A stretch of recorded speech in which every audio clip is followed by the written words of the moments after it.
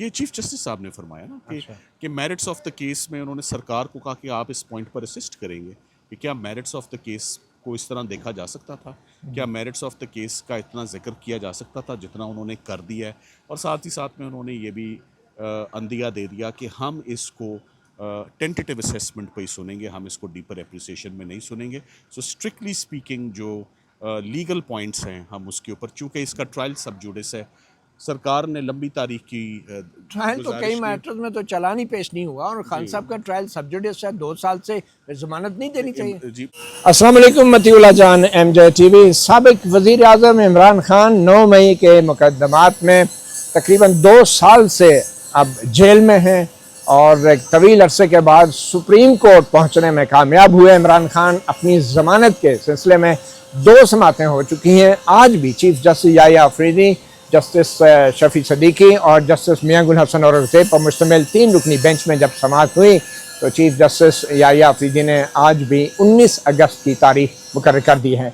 साबिक वज़ीर आज़म के वकील बैरिस्टर सलमान सफदर मेरे साथ मौजूद हैं। सलमान सफदर साहब, ये एग्जैक्टली मामला है क्या और आज क्या तवक्को कर रहे थे आप, और क्या चीफ जस्टिस जो हैं आज टेंटेटिव असेसमेंट करके इमरान खान को ज़मानत पे रिहा नहीं कर सकते थे, या लास्ट हियरिंग पे भी उन्होंने नोटिस जारी नहीं किए थे और आज महज नोटिस जारी हो, क्या हुआ? चलिए देखिए, इस हद तक तो मैं कहूँगा कि लास्ट डेट ऑफ हियरिंग पे नोटिस हो जाने चाहिए थे। जैसे आज नोटिस में तो सिर्फ आपने उनको यही बताना है ना कि हम इंक्लाइंड हैं सुनने के लिए इस बेल को, और रिकॉर्ड वगैरह लेकर तो सब लोग तैयारी के साथ आ जाएं।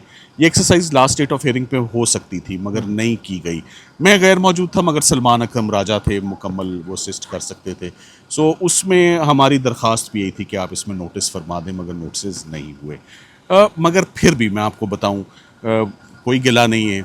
आज हियरिंग थी, नेक्स्ट वीक के लिए चली गई।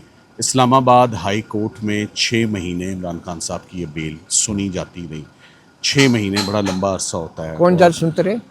जो लाहौर हाई कोर्ट का डिविजनल बेंच था, उसको छोड़ दें आप बात। सो जो मुख्तलिफ डीबी सुनती रही, मुख्तलिफ डीबी। तो ये लाहौर हाई कोर्ट में सुनी जाती लाहौर हाई कोर्ट में 6 महीने इस बेल का रहना और सुने जाना, ये कंसर्निंग और अलार्मिंग बात है।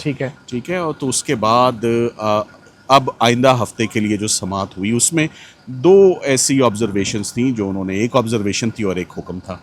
ऑब्जर्वेशन ये थी कि लाहौर हाई कोर्ट ने जो फैसला दिया है उसमें उन्होंने जो मेरिट्स ऑफ द केस पे ज़्यादा कमेंट किया है। ये किसने कहा? ये चीफ जस्टिस साहब ने फरमाया ना कि मेरिट्स ऑफ द केस में उन्होंने सरकार को कहा कि आप इस पॉइंट पर असिस्ट करेंगे कि क्या मेरिट्स ऑफ द केस को इस तरह देखा जा सकता था, क्या मेरिट्स ऑफ द केस का इतना जिक्र किया जा सकता था जितना उन्होंने कर दिया है।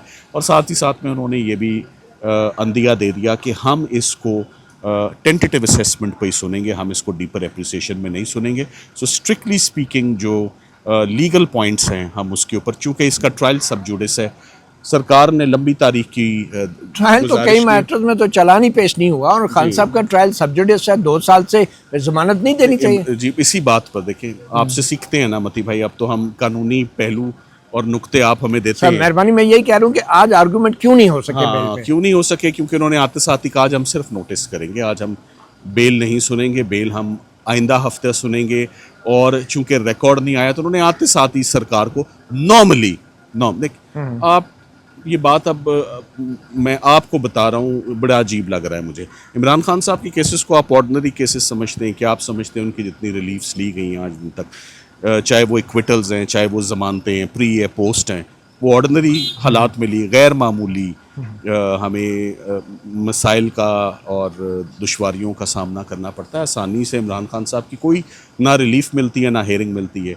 सड़क के इस तरफ काम हो रहा है, सड़क की उस तरफ छुट्टियां चल रही हैं अलकादिर में। तो आप देखें हालात को, इतना आसान नहीं है। अच्छा, मुझे ये बताएं कि आज chief justice Yahya Afridi, justice Shafi Siddiqui, justice Mian Gul Hassan Aurangzeb, आज उन्होंने नोटिस जारी किए हैं, तो क्या अब सुप्रीम कोर्ट के सामने ये सवाल है कि हाई कोर्ट ने मेरिट पे कमेंट किया या नहीं, और एंड पे सुप्रीम कोर्ट कह देगी कि नहीं है, हाई कोर्ट को रिमांड किया जाता है, दोबारा डिसाइड करें? जी, ऐसे तो ये जमानत पे क्यों ऐसे ना होता है, ना हम ऐसा होने देंगे इंशाल्लाह। ये तो हम अपनी पूरी भरपूर तैयारी से आएंगे और हमारे मुश्किल हालात में हमें हमेशा ही डाला गया, कभी भी आसान नहीं खेले, कभी भी वो जैसे कहते हैं ना, यूं लूज बॉल नहीं फेंका कि इस पे छिक्का मार दो।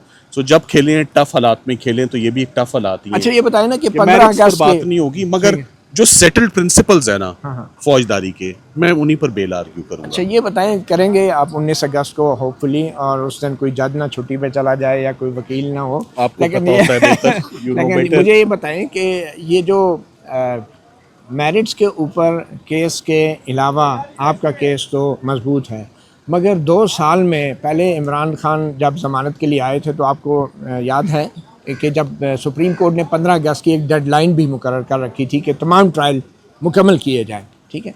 अब वो 15 अगस्त की डेडलाइन भी बज़ाहिर गुजर चुकी है और इमरान खान वाले ट्रायल मुकम्मल नहीं हुए, तो क्या ये वाहिद बुनियाद नहीं है चीफ जस्टिस की तरफ से इसका नोटिस लेके इमरान खान को ज़मानत देने की? जी बिल्कुल है जी, ये और वही एविडेंस, वही गवाह, बेशुमार लोग उस पर बरी हो रहे हैं आपके नोटिस में, और आज दिन तक अगर एक भी ट्रायल नहीं शुरू हुआ 8 के 8 में, that is the best ground मेरा ख्याल है। You have said it all, thank you. अच्छा, आखिर में मुझे क्विकली ये बताएं कि शाह महमूद कुरैशी तो बरी हो गए हैं, लेकिन वो अभी भी बरी नहीं हुए जी। और ये साजिश का जो पूरा कहानी बनाई गई थी उसमें चंद किरदार थे पुलिस के, और जो हाई कोर्ट ने वजह भी बताई है, और उन्होंने कहा कि ये नाकाबिल यकीन है, अनबिलीवेबल है कि कोई खुफिया एहलकार जो है ऐसे अहम मौक़ों पर मौजूद ना हो। तो ये बताएं कि वो साजिश वाली कहानी को कितना इफेक्ट हुआ है शाह महमूद कुरैशी की बरियत से, और उसी साजिश वाली कहानी की बुनियाद पे बहुत से लोगों को 10-10 साल कैद भी सज़ा दे दी गई है। ये इसी को फर्दर इंक्वायरी बोलते हैं। यानी कुछ अभी मुझसे सवाल हुआ कि ये जो ट्रायल सज़ाएं हो गई हैं और जो फैसले सुने गए, जियो वालों ने ये सवाल पूछा, ये तो इमरान खान साहब के लिए बहुत दिक्कत है। मैंने कहा इससे अच्छी खुशखबरी कोई नहीं है कि वो केसेस हो गए, उनके फैसले हो गए। ये एविडेंस 21 मरतबा इमरान खान साहब के लिए फ़र्दर इंक्वायरी का सबब बना है। 21 मरतबा इसमें जो है वो फर्दर एविडेंस, फर्दर इंक्वायरी हो गया है, और यही एविडेंस मुख्तलिफ़ अदालतों ने इसी एविडेंस को डिसबिलीव करके फ़ायदा दे दिया। और चूँकि खान साहब का ट्रायल अभी तक शुरू नहीं हुआ, तो मेरा ख्याल है ये सर्कमस्टांस ही काफ़ी है उनको ज़मानत। अब 19 तारीख को ज़मानत हो जाएगी, इंशाल्लाह हो जाएगी। Thank you very much. Thank you, बहुत शुक्रिया बैरिस्टर सलमान सफ्दर को आपने सुना। एक बार फिर आपको बताते चलें कि चीफ जस्टिस याहिया अफरीदी ने एक नया नुक्ता पकड़ा है, और वो नुक्ता ये है कि कहीं हाई कोर्ट ने ऐसे रिमार्क्स तो नहीं दिए जिससे मेन ट्रायल पे असर हो। वो मेन ट्रायल जो कुछ केसेस में जिसका अभी चालान ही जमा नहीं हुआ, मगर मामला इमरान खान का है और चीफ जस्टिस याहिया अफरीदी हैं, और 19 अगस्त की तारीख मुकर्रर की गई है। अब देखना ही है कि 19 अगस्त को क्या इमरान खान को ज़मानत पे रिहा किया जाता है या नहीं, क्योंकि वैसे भी चीफ जस्टिस याहिया अफरीदी के जो 15 अगस्त की डेडलाइन थी 9 मई के ट्रायल को मुकम्मल करने की, उस पर भी इमरान खान के केसेस की हद तक कम से कम अमल दरामद नहीं हुआ।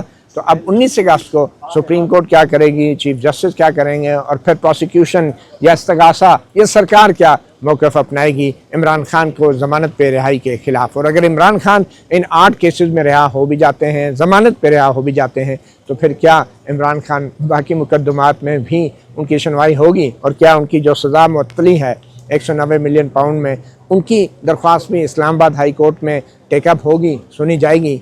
वो जो कहते हैं कि अभी इश्क के इम्तहान और भी हैं, सितारों से आगे जहां और भी हैं। मतीउल्लाह जान, MJ TV से इतना ही, इजाज़त दीजिए, अल्लाह हाफ़िज़।